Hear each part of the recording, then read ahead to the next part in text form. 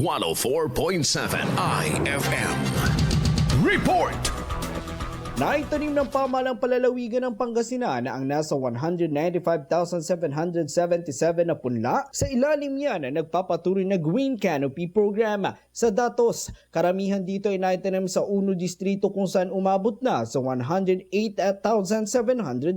Layunin ng proyekto na hikayatin ng komunidad sa pangangalaga ng kalikasan at pagtatanim ng mga puno. Kabilang sa mga tinanim ay ang bakawan, kawayan at mga punong namumunga tulad na lamang ng kalamansi, atis, langka, abukado at guyabano. Sa panahon ng El Nino noong taong 2024, umabot sa 50 degrees Celsius ang heat index ng Pangasinan na lalong nagbigay ng kahalagahan ng Green Initiative para sa kinabukasan ng kalikasan. Kasama mo mula rito sa IFM Digupan, ito si Idol Matthew Pacheco. Tatak IFM.